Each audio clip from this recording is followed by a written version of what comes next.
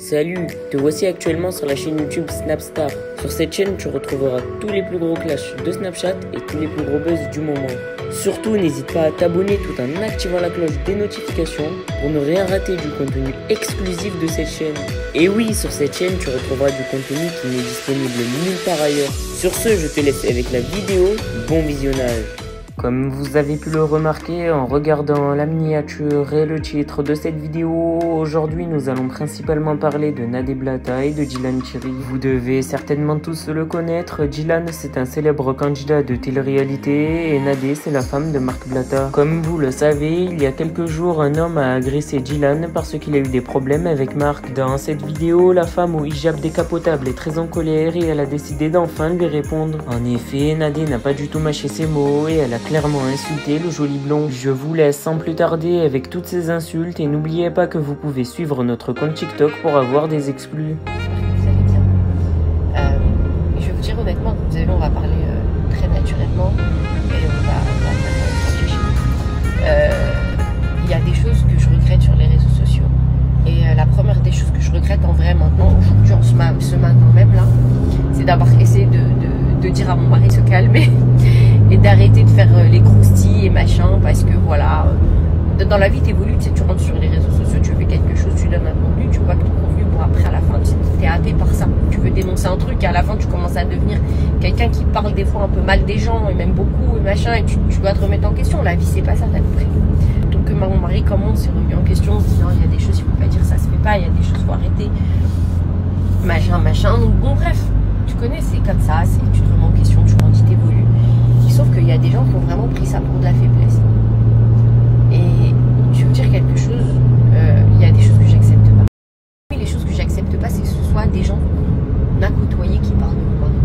Et ça, je l'accepterai jamais de ma vie. Ça veut dire que c'est normal quand tu es sur les réseaux sociaux, c'est le game, il y a des gens, ils t'aiment pas. C'est comme ça, ils ont droit. Je veux dire, à un moment donné, tu peux pas faire l'unanimité. Il y a même des gens qui ont créé des snaps pour parler de mon mari ou de moi tous les jours que Dieu fait. Parce que c'est un business, parce qu'ils veulent prendre de l'argent comme ça, ils prennent de l'argent comme ça. Et mon mari, c'est quelqu'un, quand tu parles de lui, ça fait du clic, donc et ça fait des vues et machin. Et d'ailleurs, ça marche pour ces personnes-là. Ils prennent beaucoup d'argent tous les mois en parlant de mon mari. Mais on peut pas leur en vouloir, on les connaît pas. T'as compris, on les a pas côtoyés. Ils ont trouvé un créneau en faisant ça, c'est du business. C'est super, c'est malin, c'est smart. Et on s'en fout, ces gens-là, on va pas aller les regarder. Mais les gens qui nous ont côtoyés, et le pire, c'est que je parle des gens qui nous ont côtoyés, qui ont fait des dingueries que mon mari a couvert. Eux, j'accepte pas. Je peux pas accepter. Pas eux. Non. Déjà, ils sont venus, ils ont mangé mon sel, ils sont venus chez moi, ils ont vu de leurs yeux. Ils ont vu. Tu vois que les gens, ils disent que mon mari, ouais, il a volé, il a la carotte, je sais pas tout ce que tu racontes. T'es un inconnu, je m'en fous de ta vie. Ce que tu penses, je m'en fiche. En soi, j'en ai rien à foutre. Que tu dises ça, que tu penses ça, tu peux pas, t'es pas dans ma vie. Tu peux penser tout ce que tu veux. Mais des gens qui ont vu comment ça se passait, ma vie, comment mon mari a gagné son argent, ils étaient là le jour où la crypto elle est montée, machin. Ces gens-là, ils ont pas le droit. Ces gens-là, je peux pas. Et le pire, tu vois, c'est quand c'est des gens qui ont fait des dingueries. Ça veut dire ce matin, j'étais tiraillée, j'étais voir mon mari, je dis c'est quoi l'histoire, qu'est-ce qui se passe, machin. Il me dit laisse couler parce que ça y est. Mon mari, c'est Wallah que c'est quelqu'un de bon. Et tu sais ce qui me fait de la peine, c'est qu'ils le savent, ces gens-là. Il a couvert tellement de gens. Vous parlez de Marc, oui, les croustilles, mais vous vous rendez compte des gens qu'il a couvert sur internet, mon mari? Vous savez pas, vous. Vous savez pas. Vous savez pas le nombre de dossiers qui n'est pas sorti. Du coup, bah voilà, peut-être que les gens se sont dit, ouais, ils prennent la gentillesse des gens pour de la faiblesse. Et ce matin, il m'a dit, laisse couler ma femme, c'est pas grave. Dieu est grand, on s'en fiche, c'est pas grave, mais allez, chez tout, machin. Mais à un moment donné, moi, c'est mon mari. Il dort. Et moi, j'avais pas vu la story. Oh là là, j'avais pas vu. C'est pour ça que j'ai rien dit. Là, il dort. Il va m'en vouloir sûrement de faire une story. Je peux pas accepter qu'on parle mal de mon mari alors qu'il vous a couvert. Pas couvert. Il n'a pas dénoncé ce que vous avez fait. C'est ça que je veux dire. Je peux pas l'accepter. C'est impossible. C'est impossible. C'est toute ma vie, vous le savez. Je vais pas faire semblant. Hein. On n'est pas là à faire les gens. Oui, bien sûr que mon mari, c'est mon point faible, entre guillemets. Parle de moi tous les jours, faites ce que vous voulez, j'en ai rien à foutre qu'on parle de moi. On parle pas de mon mari. On n'est pas injuste avec mon mari, je peux mourir pour ça. Et ça, c'est impossible, je le dis. Hein. Prenez-le comme vous voulez, j'en ai rien à foutre. Mon mari, je crève pour lui.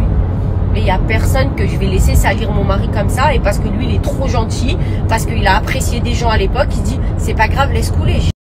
Je suis là, je suis en train d'errer sur les réseaux sans savoir trop quoi faire. Je sais même pas pourquoi je fais cette story. Je sais même pas si j'ai besoin de ça. Enfin, je sais pas. J'ai besoin de conseils, pas de conseils. J'ai envie de parler, pas de parler. Marc il dort, j'ai pas envie de le réveiller parce que j'ai vu la story que je suis en train de me chauffer. Je peux pas accepter ça.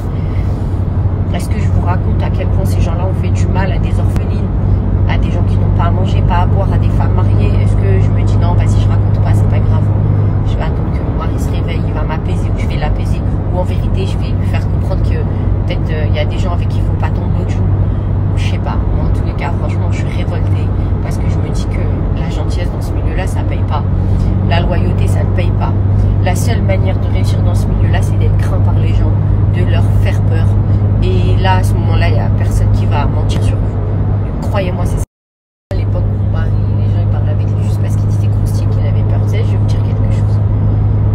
J'ai trop mal au cœur. Genre, j'ai envie de pleurer de haine des gens à qui mon mari l'a fait tellement de bien et qui osent aujourd'hui être ingrat avec lui. Mais vous savez, je vais vous donner une information qui est importante et qu'il va falloir que vous me serviez bien et que vous gardiez bien en tête. Sachez-le. Le matin, on se lève tous les deux pour nos enfants, etc. Quand je les prends à l'école, Marc, après, se rendort. On fait une petite sieste, tu comprends, t'as compris. Après, il se réveille encore parce qu'il plus tard. Quand il dort, moi, je suis réveillée. Et à tout moment, je peux voir une story, elle va me faire péter les plombs.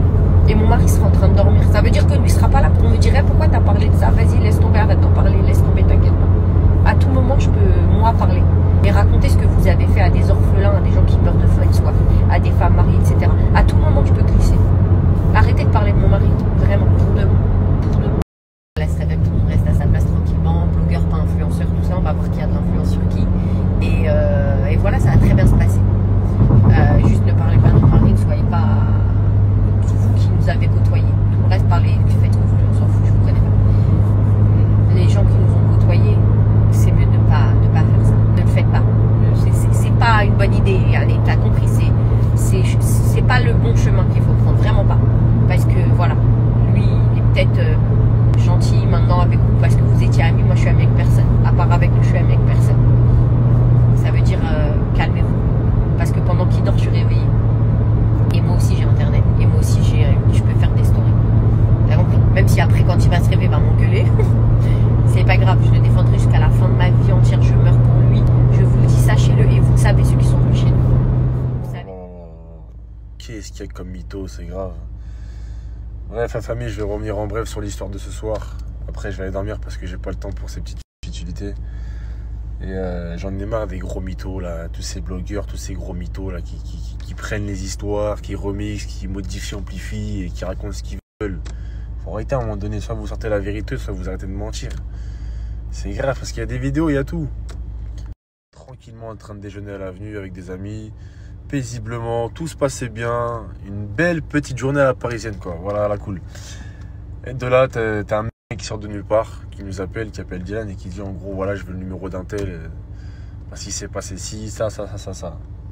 De là, Dylan, il lui passe un faux numéro parce que voilà, il voulait pas donner le numéro de cette personne-là. Parce que mine de rien, voilà, on donne pas les numéros comme ça à des inconnus qu'on connaît pas. Moi, personnellement, si j'ai un problème avec quelqu'un, je vais aller le voir directement, je vais essayer de le contacter, je vais pas venir te voir et te dire, passe-moi ce numéro-là, etc., etc. Bref, je vous épargne ces détails-là. De là, le mec, il revient à la charge.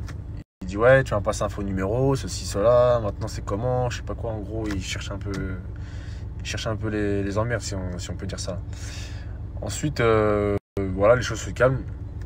Du coup, le mec attend en face du restaurant pendant 40 minutes. Le mec, il se met en face de nous. Quand je vous dis que le mec, il est resté en face de nous pendant 40 minutes, 40 minutes, le boug, il est là, il est devant nous. Et il nous regarde pendant 40 minutes. On est en train de manger, hein. On est en train de grailler tranquillement, on rigole et tout.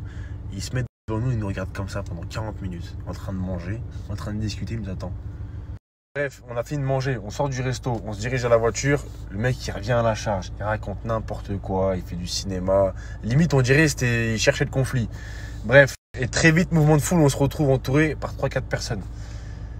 Moi, la famille, moi, je fais tout pour minimiser les dégâts. Ça veut dire que je sépare, j'essaie de parler, je tempère les choses. Mais ces personnes-là, en fait, quand ils viennent pas pour des raisons valables, ils viennent juste pour chercher la merde.